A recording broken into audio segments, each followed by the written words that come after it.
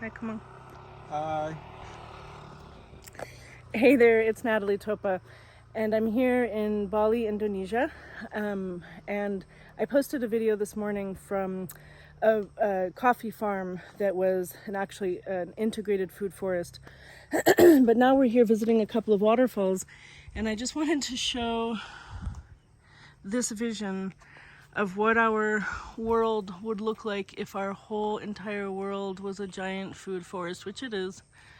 We live on a forest planet, we are forest people. Here we have flowers which are used for religious and cultural purposes here in Bali.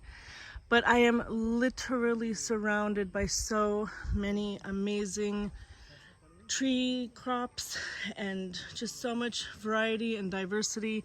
We've got bananas, papayas, sugar palm, clove trees, napier grass for cows, bananas. What else do we have? Vanilla, there's pandan leaf. What else do we have? Tamarillo. Yeah, tamarillo, tree tomato, Guava. guavas. Papaya.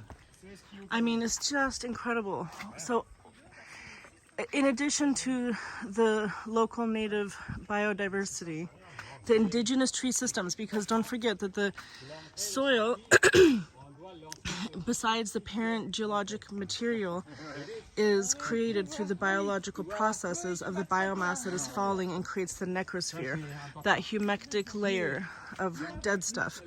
When all of this stuff on the ground is dying, feeding itself, so this place becomes a sponge. When water falls here, which is a lot, it's held in that sponginess of the ground cover and the mulching.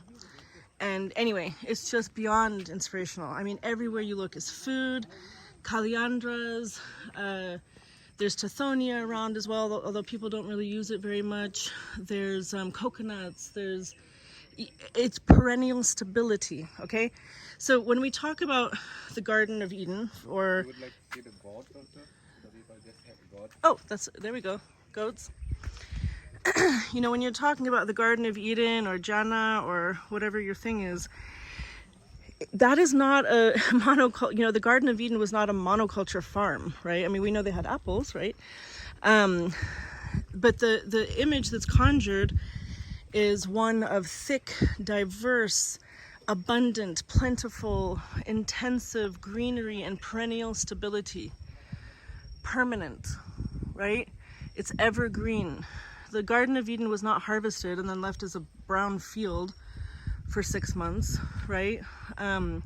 So if our whole world was a food forest, just imagine every hill, every valley, integrated with animals, the silvo pastures, the agroforestry. I've seen a lot of incorporation here of eucalyptus as well, not in this particular place. But, you know, I think I'm trying to come to terms with my relationship with eucalyptus, because I've seen the havoc. Eucalyptus has not wreaked havoc in East Africa. The way that humans organize tree energy in East Africa is problematic, with grevilleas, eucalyptus denuding mountain tops and sides, and replacing them with non-native species, especially those that are allelopathic, is the problem, right? So how humans are organizing plant and animal energy in the landscape is what we need to improve on. So we don't want to demonize any particular plant or animal. I always think it's very funny when humans call other things invasive, because there's really nothing more invasive than humans, and everything has a right to be here. There's yams, there's stuff tucked in. Oh, this is turmeric. Yeah. It's just amazing. Lemongrass. So in and amongst these fields, you could also grow your grain crops, your maize, your sorghum, your millets, your barleys. We are heading towards wheat wars, right? Ukraine and Russia. We cannot be reliant on just a specific crop. This is a clove tree, right? This is clove? No, sorry, this is like not clove. Oh. Next. Oh, there we go. That's a clove. I thought this little with the young red leaves. Same. So anyway, that's it. Please imagine this. Please fund this, please program for this, please create policies for this, please practice this. The whole world is a food forest, or forest garden if you want to call it that. Yeah, it's amazing. It feels healthy and safe and sane and hopeful and regenerative and restorative. And it's mountain after mountain. The way that people are planting around their homes intensively with tons of different products. So, and then we've got the biomass needed to keep feeding the soil. The soil is a giant stomach, needs food. That food is biomass.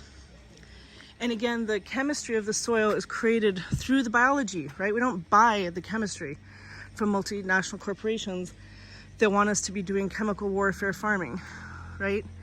This, you know, and of course I recognize that, you know, I'm in Bali, Indonesia. It's a very tropical place. But the point is, how do we create,